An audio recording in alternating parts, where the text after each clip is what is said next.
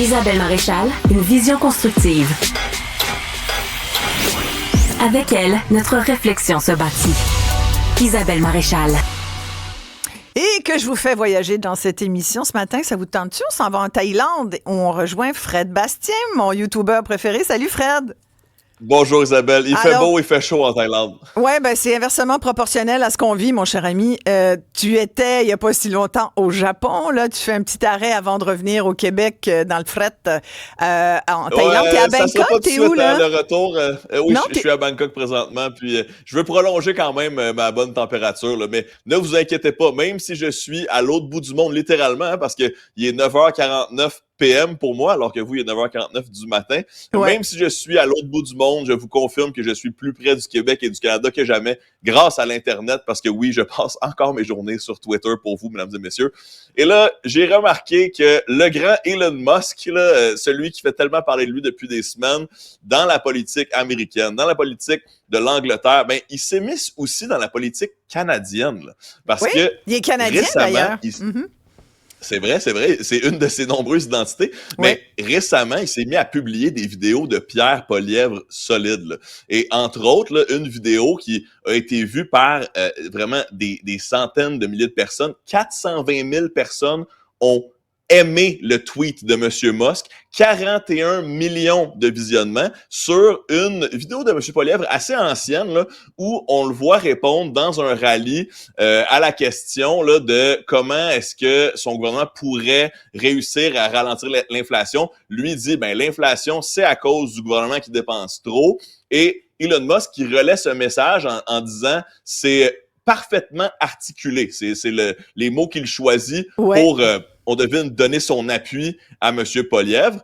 Puis, on sent que M. Musk là, s'aligne de plus en plus avec les gouvernements de droite. On sait, on l'a mentionné, c'est en partie grâce à lui que Trump a gagné aux États-Unis. Et il semble vouloir continuer là, de rendre contagieux cette vision peut-être technocratique de l'Amérique et peut-être même du Canada.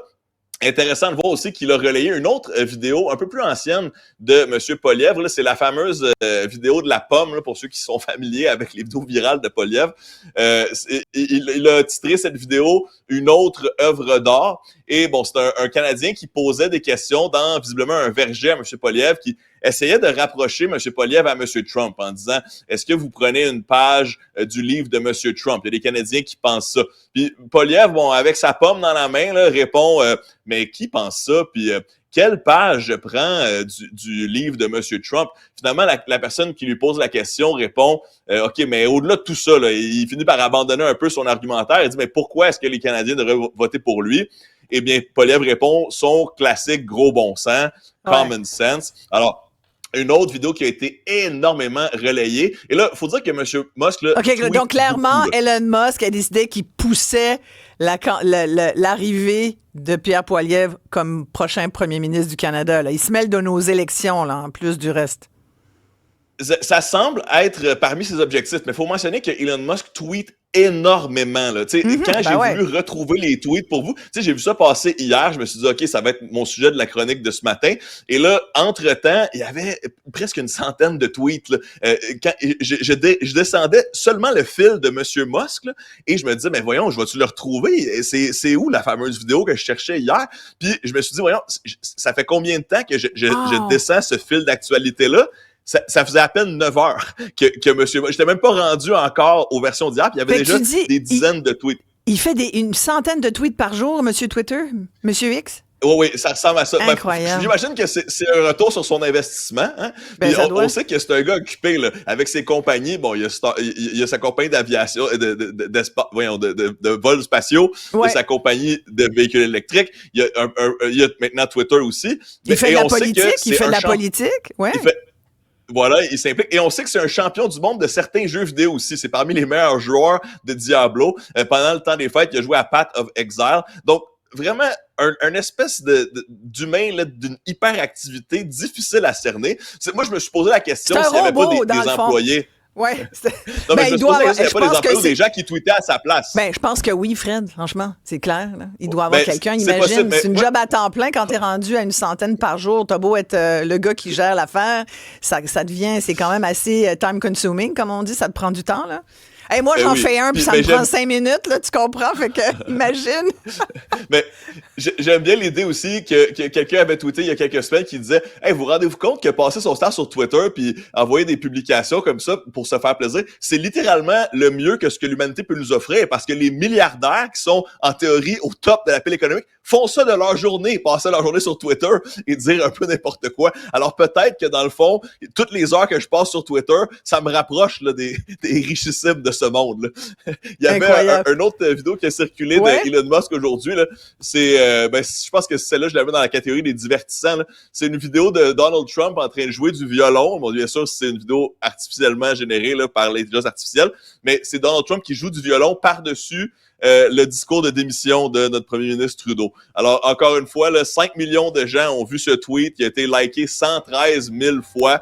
On voit que M. Musk a du plaisir à s'intégrer dans notre discours politique national, clairement.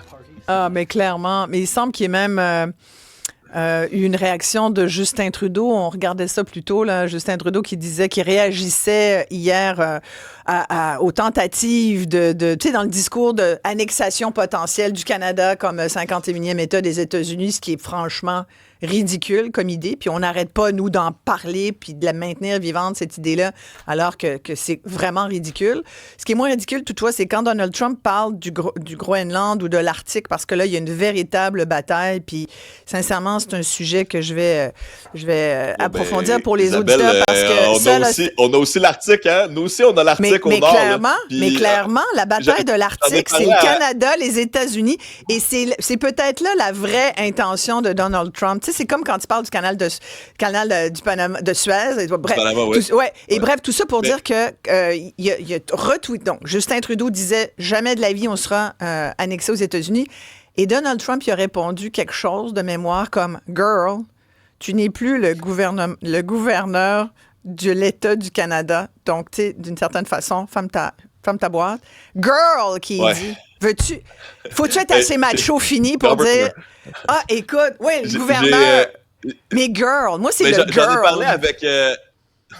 J'en ai parlé avec Pierre Nantel dans le temps des fêtes pendant la programmation spéciale, puis on a quand même un problème, c'est que notre armée au Canada, là, si jamais les États-Unis utilisent la force, là, on est dans le trouble, là, parce que je respecte énormément là, mes consoeurs et concitoyens qui choisissent de servir notre pays, puis merci énormément pour le faire, mais une base américaine, une seule, et plus de gens que notre armée au complet aux États-Unis, au Canada. Là, c'est clair.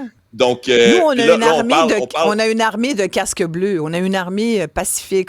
C'est ça notre tradition d'un point de vue militaire. On est les casques bleus. Encore une fois, j'ai un énorme respect pour tous les gens qui le font depuis extrêmement longtemps. Puis merci à eux. C'est juste que au niveau de la force, puis la force économique, même problème. Là, on parle d'une annexation économique possible. Mais c'est ridicule, notre voisin le plus proche. Oui, c'est les États-Unis. Et ils dépendent autant de nous que nous deux. T'sais. Fait que le rapport de force, il joue des deux bords. J'avais entendu une blague là, dans les cercles parlementaires il y a quelques années qui disait dans combien de temps est-ce que les États-Unis vont envahir le Canada? Ben, ils sont déjà là. Hein. L'ambassade est à Ottawa, juste devant la Chambre des communes, puis apparemment, ils nous regardent à chaque jour pour savoir ce qu'on fait.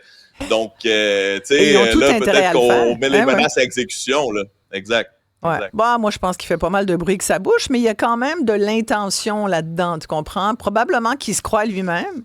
Tu sais, c'est comme sur les tarifs, le 25 de tarifs. On aura l'occasion de reparler de tout ça quand tu reviendras sur la terre battue canadienne. Dans quelques semaines.